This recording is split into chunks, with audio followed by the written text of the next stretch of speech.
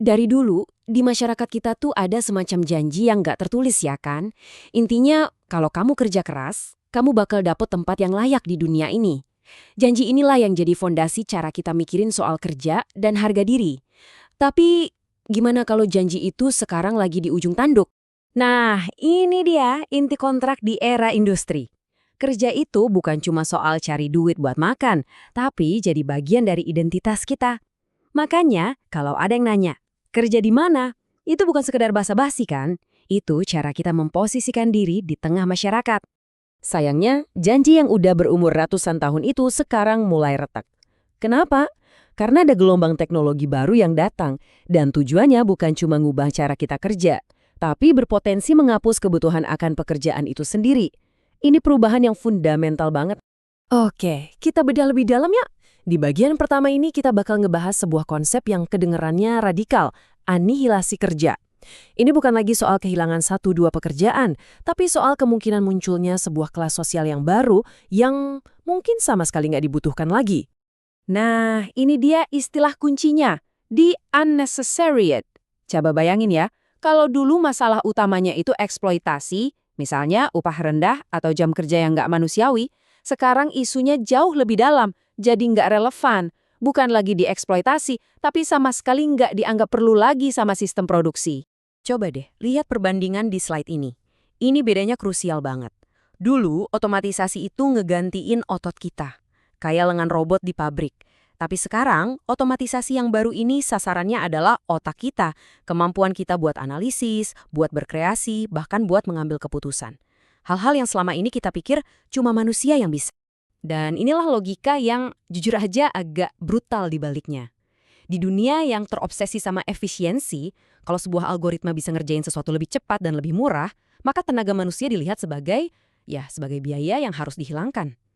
Jadi tujuannya bukan lagi efisiensi, tapi anihilasi atau pemusnahan total peran manusia. Oke, jadi kalau model pekerja pabrik yang lama itu udah usang, terus wajah baru tenaga kerja sekarang ini kayak gimana? Yuk kita lihat di bagian kedua ini. Slide ini ngegambarin perubahannya dengan jelas banget. Kita geser dari era proletariat, pekerja pabrik dengan jam kerja tetap, ke era yang disebut sebagai multitude di zaman digital. Sekarang tempat kerja kita bisa di mana aja, jam kerjanya kapan aja, 24/7.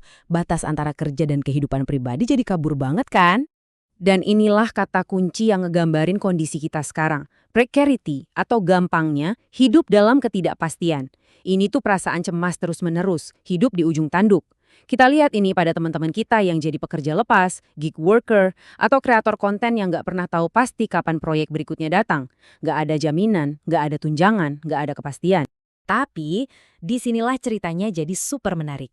Ada sebuah paradoks besar, semacam plot twist yang mungkin nggak kita sangka-sangka tentang apa sih yang sebenarnya sistem ini inginkan dari kita.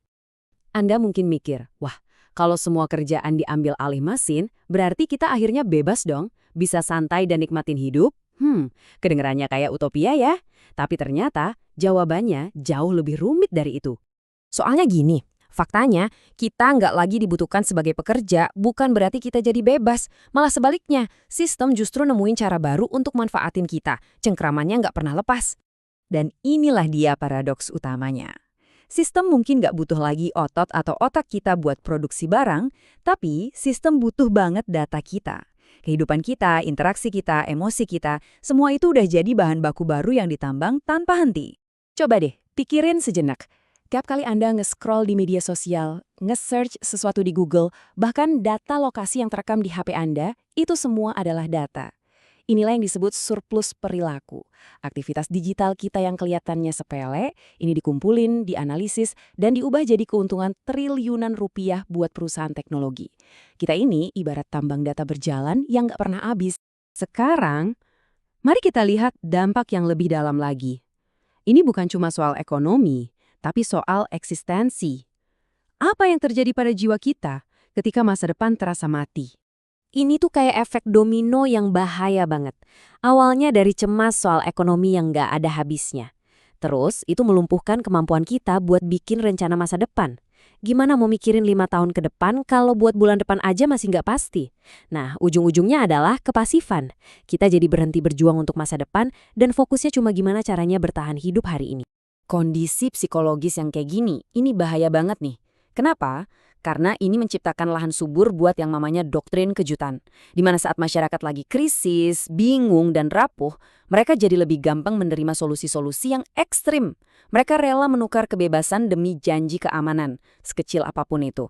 Tapi tenang, ceritanya nggak berhenti di keputusasaan. Di tengah kondisi ini justru muncul sebuah tuntutan baru, sebuah bentuk perlawanan yang beda dari yang pernah kita lihat sebelumnya. Coba lihat deh evolusi perjuangannya di sini. Kalau dulu, para pekerja menuntut hak atas pekerjaan, upah yang layak, kondisi kerja yang aman. Nah sekarang, ketika pekerjaannya itu sendiri yang mulai hilang, tuntutannya geser jadi jauh lebih fundamental. Hak untuk hidup dengan layak, bahkan di dunia yang mungkin tanpa pekerjaan. Terus wujudnya gimana? Ya muncul ide-ide kayak Universal Basic Income atau UBI buat mastiin semua orang punya jaring pengaman. Atau tuntutan supaya kita punya kedaulatan atas data pribadi kita. Logikanya sederhana banget. Kalau kekayaan ini dihasilkan oleh mesin dan data dari kita semua, kenapa hasilnya cuma dinikmatin segelintir orang aja? Pada akhirnya, kita tuh benar-benar ada di persimpangan jalan. Di satu sisi, ada masa depan distopia perbudakan data, di mana kita cuma jadi sumber daya pasif. Tapi di sisi lain, ada kemungkinan masa depan yang jauh lebih cerah. Dunia di mana teknologi benar-benar ngebebasin manusia untuk berkembang. Pilihan ada di tangan kita. Dan ini ngebawa kita ke kesimpulan yang paling penting dari semua ini. Nilai kita sebagai manusia itu nggak diukur dari seberapa produktif kita di pasar kerja. Nilai kita ada pada fakta bahwa kita ada, kita unik dan gak tergantikan. Jadi kita tutup dengan satu pertanyaan besar buat direnungkan. Kalau mesin dan AI yang nanti menciptakan semua kekayaan, pertanyaannya, siapa yang berhak memiliki masa depan? Ini bukan lagi cuma soal teknologi. Ini soal keadilan, soal kekuasaan, dan soal masa depan kita semua sebagai manusia. Jadi, siapa yang akan memiliki masa depan?